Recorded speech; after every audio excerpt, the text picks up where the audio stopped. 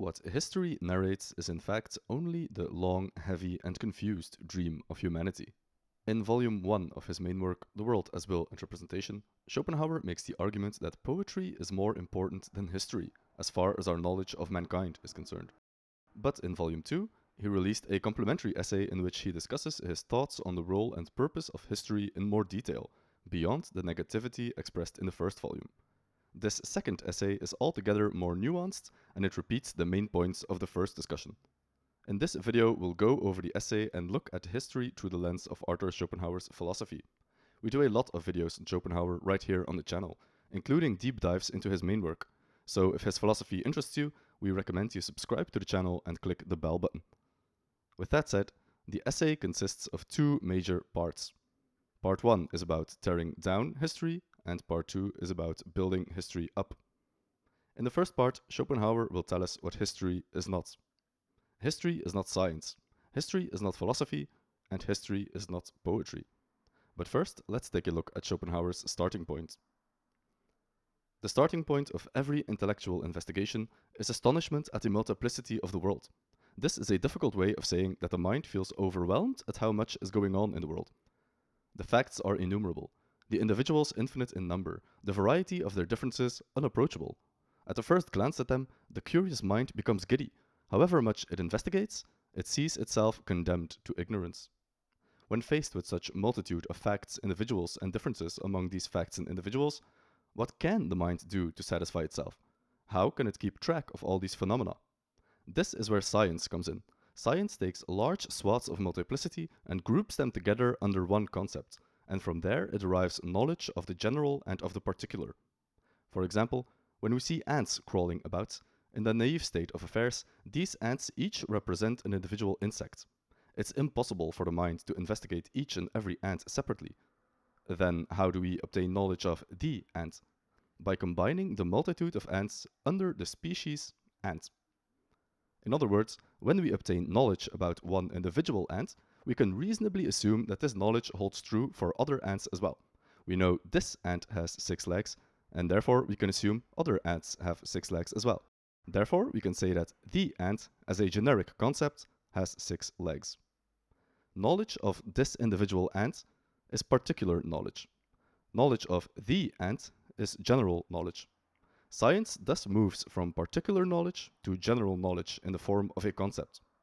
By grouping separate phenomena together under the umbrella of generic concepts, science allows us to look at the world without having to exhaust the mind with having to think about each and every single instance of a phenomena or state of affairs.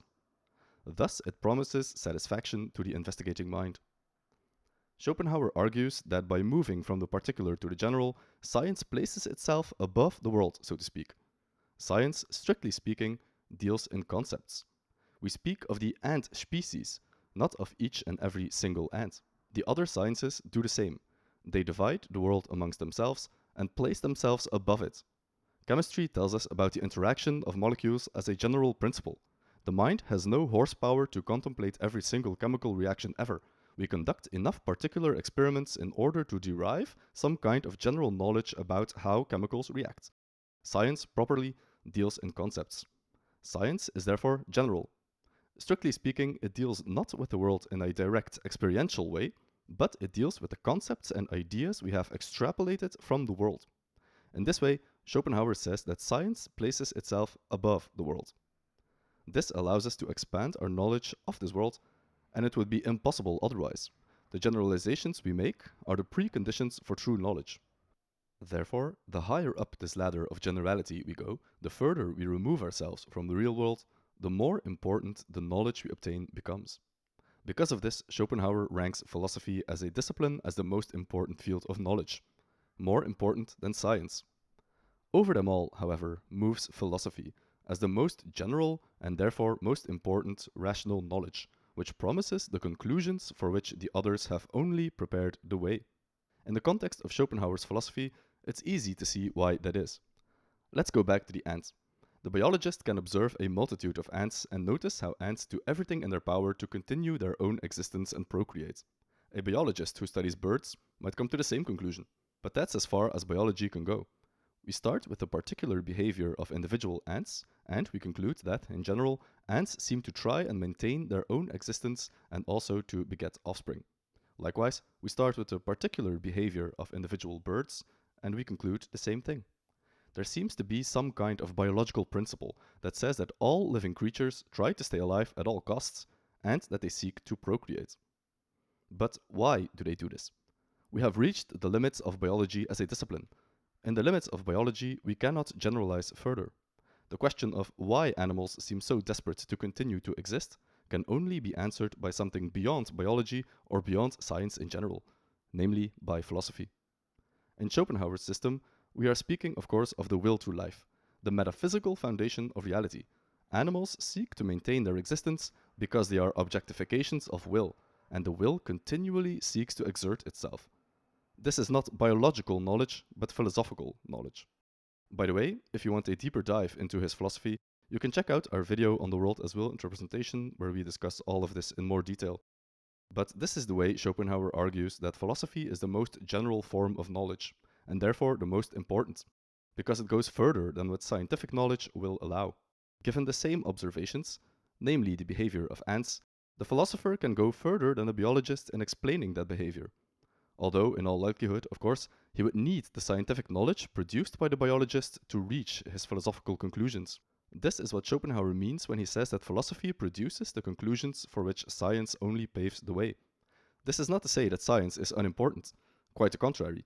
Schopenhauer believed that a good philosopher should have a solid scientific understanding as well, and Schopenhauer himself studied medicine before studying philosophy, and made it a habit to read the latest scientific journals. So, in this paradigm, philosophy as well as science represent the attainment of knowledge from the particular to the general, and through the knowledge of the general we come to know the particular. We observe the behavior of a single ant, for which we derive the behavior of the ant as a species, and from this we can reasonably predict how another singular ant will behave. The process by which we come to know all of this is what we call rational knowledge or science. Going beyond the limits of science, we speak of philosophy. Why history is not science. This is where history differs from science and philosophy. History lacks the systematic approach which philosophy and science do have, namely a systematic way to reach general knowledge and then know the particular through that general knowledge. There is no system of history, as there is of every other science. It is therefore certainly rational knowledge, but it is not a science. For it never knows the particular by means of the general, but must comprehend the particular directly, and so, as it were, creeps along the ground of experience, while the true sciences move above it, because they have obtained comprehensive conceptions by means of which they command the particular, and, at least within certain limits, anticipate the possibility of things within their sphere, so that they can be at ease even about what may yet have to come. The sciences, since they are systems of conceptions, speak always of species. History speaks of individuals. It would accordingly be a science of individuals, which is a contradiction. Schopenhauer believes that history must always remain stuck at the level of the particular, essentially dealing with facts rather than conceptions. Any proposed general concept in history, Schopenhauer argues, arises only because of our incomplete knowledge of the particulars at play, rather than there being objective conceptions such as in science. In the sciences, we can use general knowledge to derive particular knowledge. For example, what holds good of all mammals? I can also assert of the strange bat which has just been caught, before dissecting it. But not so in history, where the general is no objective general of the conception, but merely a subjective general of my knowledge, which can only be called general inasmuch as it is superficial. Therefore, I may always know in general of the 30 Years' War that it was a religious war, waged in the 17th century, but this general knowledge does not make me capable of telling anything more definite about its course. Another difference between science and history is about where mistakes happen. In science, the particular is much more certain than the general. The reason why is because the particular knowledge is directly related to our observation, while general knowledge is an abstraction. In the process of going from observation to abstraction, we can make mistakes. The classic example is that of the black swan. For thousands of years, Europeans assumed that all swans are white, because a black swan was never observed. Of course, in the 18th century, they discovered black swans living in Australia. The mistake here is to assign a certain characteristic of the swan, namely its white color, a general significance, while it was only particularly true in reality. In history, this dynamic is flipped. In history, the general is the most certain, while the particulars are murky and uncertain. But in history, conversely, the most general is the most certain. For example, the periods, the succession of the kings, the revolutions, wars, and treaties of peace. The particulars, again, of the events and their connection is uncertain, and always becomes more so the further one goes into details. The Battle of Waterloo happened in 1815. But the more details we seek out about this event, the more uncertain things become. The question of why Napoleon lost exactly, and what happened on the battlefield, and what the motivations of the generals were, is still hotly debated today. Why history is not philosophy. Since history studies primarily the particular, Schopenhauer considers it the opposite and counterpart to philosophy, which is concerned only with the general. While history teaches us that at every time something else has been, philosophy tries to assist us to the insight that at all times exactly the same was, is, and shall be. Schopenhauer considers philosophy to be the study of the eternal, of the unchanging. Of course, this is completely in line with his main philosophy, which posits the existence of a singular will which manifests itself in the multitude of our material world, but which is, in essence, unchanging. Seasons come and go, men live and die, plants grow and wilt. But what lies beneath this never-ending cycle of change is something which is itself unchanged. It exists in the permanent present, beyond the distinctions of time and space. This unchanging, eternal, timeless, and spaceless thing, which Schopenhauer's system called will, is the true object of philosophy. History would be the study of the changing manifestations of this will through time, as they appear to us in the world as representation. Symbolically, we can therefore say that history studies length, while philosophy studies death. Upon this rests the opposition between philosophical and historical minds. The former want to go to the bottom, the latter want to go through the whole series. Because the will itself is unchanging and timeless, it follows that in essence, when you dig deep enough, history is simply the continuous repetition of the same. In theory, everything there is to know about history, from the very start of recorded time up until the present time and even the future, is encapsulated in and knowable through the study of the will, which is to say, the study of philosophy. In practice, of course, the study of philosophy is a worthwhile endeavor anyway, because the particular instantiations can still offer us insight and knowledge because our intellect is imperfect. Much like how we can build in theory a computer that can model the course of every single atom in the universe, and thereby predict the future entirely. It's possible in theory, but there are practical limitations. Schopenhauer's main point is, don't confuse history with philosophy. And, more importantly, keep in mind that Schopenhauer's conception of history as a long series of different manifestations of the same underlying singular metaphysics. If you know the will, you know history. This will be important later on. History shows on every side only the same under different forms. The chapters of the history of nations are at bottom only distinguished by the names and dates. The really essential content is everywhere the same. Multiplicity is phenomenal, and external events are mere configurations of the phenomenal world and have therefore directly neither reality nor significance. The endeavor to explain and interpret them directly is accordingly like the endeavor to see in the forms of the clouds groups of men and animals. While he's on the subject, Schopenhauer uses the opportunity to take shots at Hegel and his followers, for butchering philosophy by assigning history a prominent role which it does not deserve. All those who set up such constructions of the course of the world, or as they call it, of history, have failed to grasp the principal truth of all philosophy. In short, Schopenhauer accuses Hegelians of considering history as the most real thing, whereas Schopenhauer believes that history is only a manifestation, an instantiation of the will, the true object of study for philosophy. If there is enough interest, we'll do a full separate video on Schopenhauer's problem with the Hegelian conception of history, but doing it now would distract from the video at hand. Still, if you are interested in this, please let us know in the comments. The video on Schopenhauer's philosophy of history versus Hegel's could serve as a useful part 2 or addendum to this video. Again, if you want to see it, kindly let us know in the comments. To reiterate, because this is the most important point, Schopenhauer believes that history is a long chain of manifestations or forms of an essence which is itself unchanging, like different flowers growing from the same soil.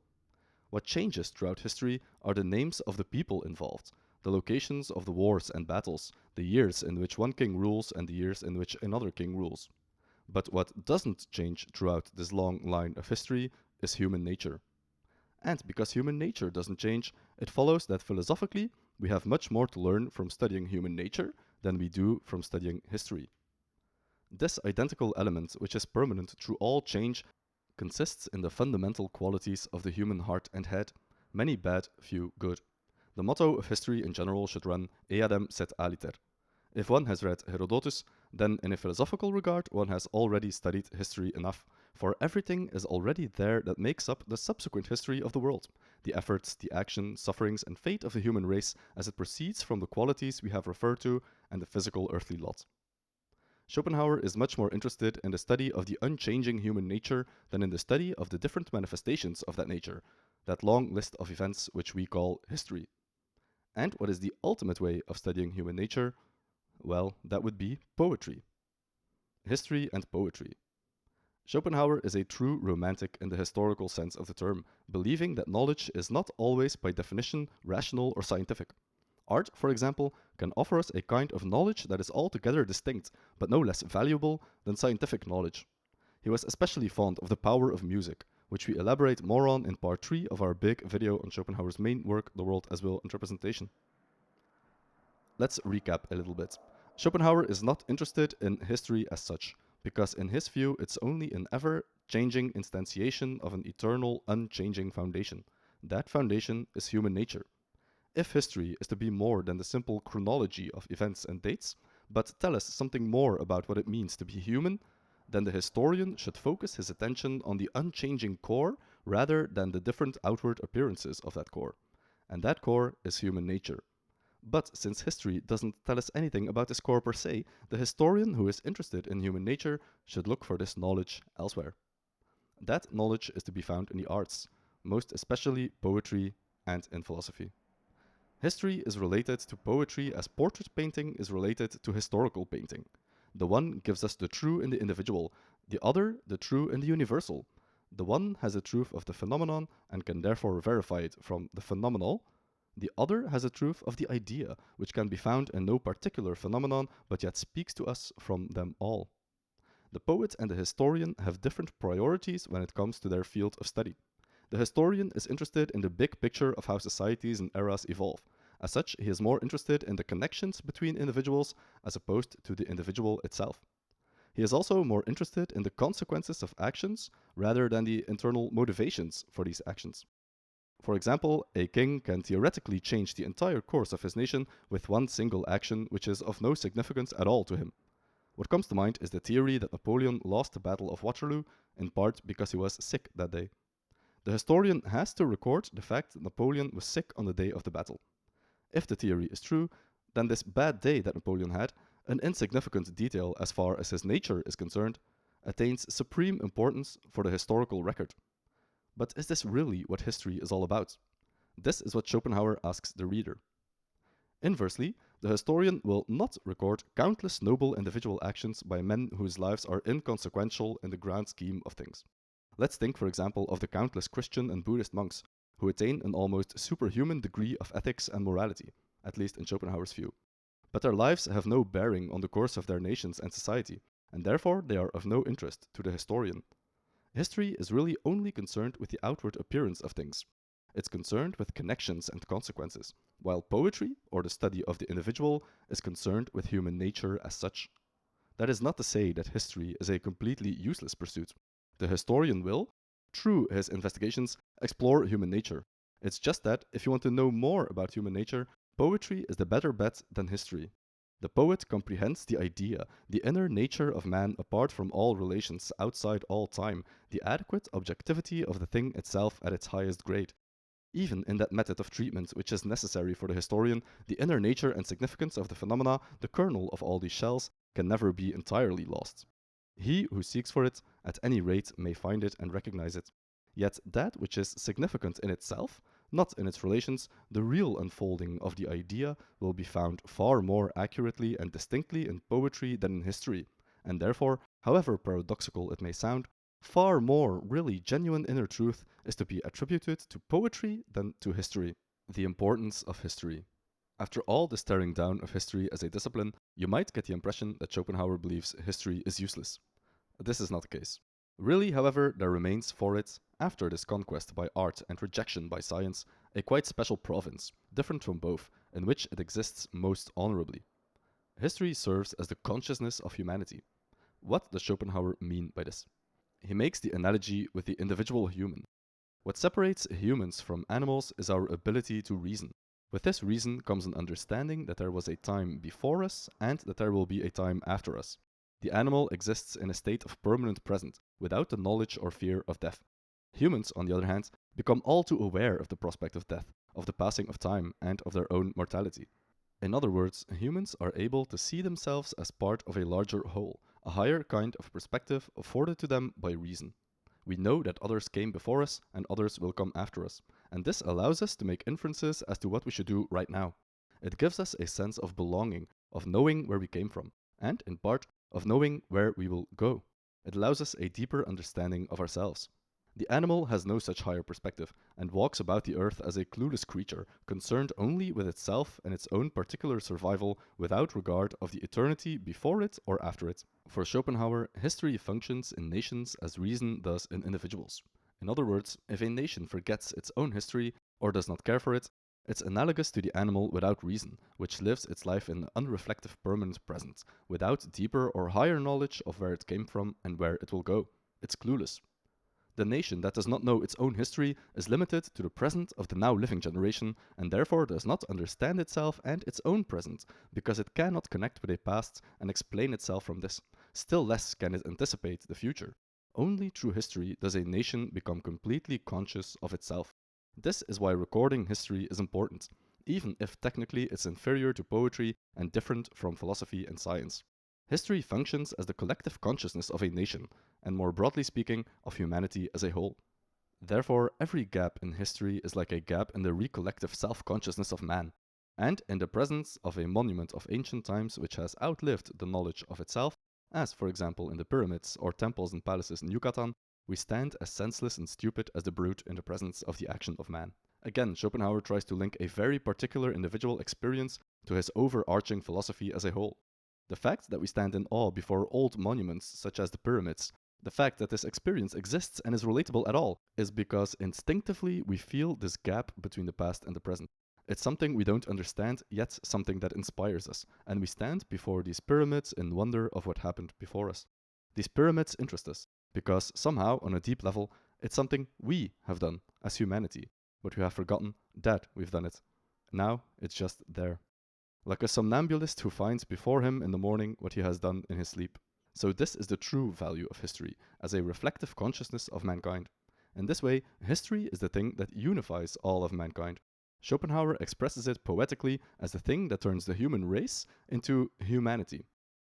In this sense, then, history is to be regarded as the reason, or the reflected consciousness of the human race, and takes the place of an immediate self-consciousness common to the whole race, so that only by virtue of it does the human race come to be a whole, come to be a humanity. This is the true value of history. A final note on the recording of history. Just like reason expresses itself through language, so does history express itself through writing. Writing is the mechanism by which history transcends the individual, and it's what allows us to speak to those who will come after us. It finds a remedy for the breaking up of the human race and its consciousness into a numeral number of ephemeral individuals, and so bids defiance to the ever-hurrying time, in whose hand goes forgetfulness. But stone monuments and buildings also deserve our attention. Schopenhauer expresses admiration for the builders of the pyramids, monoliths, temples, and palaces, which were built over the course of many lifetimes. The people who started the construction of these monuments knew full well they would not live to see the completion of these buildings. And yet they built them anyway. What possible reason could they have, asks Schopenhauer, if not to speak to their later descendants? Clearly, their real end was to speak to their latest descendants, to put themselves in connection with these, and to establish the unity of the consciousness of humanity. The buildings of the Hindus, the Egyptians, even the Greeks and Romans, were calculated to last several thousand years, because through higher culture, their horizon was a wider one. By contrast, Schopenhauer laments our present culture, in which buildings are not meant to last. Even medieval cathedrals are not built with millennia in mind, but centuries. So much the worse are we off today, where buildings are not built in view of eternity, and what's more, we regularly demolish buildings. It is shameful if buildings are destroyed or disfigured in order to serve low utilitarian ends. To conclude, Schopenhauer's treatment of history is a curious one. He spends considerable time breaking it down, explaining why it's not a real science, why it's not philosophy, why it's diametrically opposed to philosophy even. And then he argues that poetry is a far more useful field of study for those of us who are interested in human nature. You'd think he would consider the study of history a waste of time after tearing it apart so hard, claiming that it's only a manifestation, a surface-level instantiation of the will, which is the true object of philosophy and knowledge. A superficial, shallow affair compared to the depth of philosophy. And he spends considerable time unfavorably comparing history to poetry, arguing that history paints with too broad of a stroke, that the poet penetrates the deepest meaning of the human soul, while history can only relate in very general terms the movement of nations and peoples. If the historian professes to be interested in human nature first and foremost, then he'd better become a poet instead. Even worse, he considers philosophy not a real science, because science studies concepts and generals, while history can only concern itself with the particular. There is no system of history as such, no taxonomy like there exists with biology, or a table of elements like in chemistry, no set of formulae like in physics. History always creeps along the ground of experience, and never elevates itself above that. But then, suddenly, after completely destroying history as a discipline, Schopenhauer starts building it up. He argues that history is the reflective self-consciousness of man, history being to humanity what reason is to man. History suddenly becomes appreciated as the mechanism by which humanity links itself with its past, can reflect on it, and can understand it because of it. In this conception, it serves the purpose of uniting all of humanity, by showing us how we share the same roots, a common thread to unite us all. This is why we stand in awe before the pyramids or Roman ruins, why the sight of these things seems to stir up something deep within us. Without a conception of history as a reflective consciousness, these ruins would mean nothing to us. They'd be piles of stone and nothing more. But they are clearly not, and in this experience Schopenhauer saw proof of his assertion, and in this experience he saw the value of history. Thank you for watching. If you found this video valuable, please consider liking the video and subscribing to the channel. It helps us out a lot. Long videos like these would be impossible without the support of our Patreons, so a special thank you goes out to them. If you enjoy these videos and want to support the channel, please consider joining us over there. Those in the higher tiers also get exclusive access to a monthly Patreon-only video. Oftentimes these videos are about subjects which might be too spicy for YouTube, and which we couldn't post on here anyways. If you want more Schopenhauer, we have done a video on his view of Napoleon Bonaparte, as contrasted by Hegel's view of the French Emperor. And our flagship video on Schopenhauer's main work, The World as Will and Representation, gives you 40 minutes of pure philosophical content. Again, thank you for watching, and we'll see you in the next one.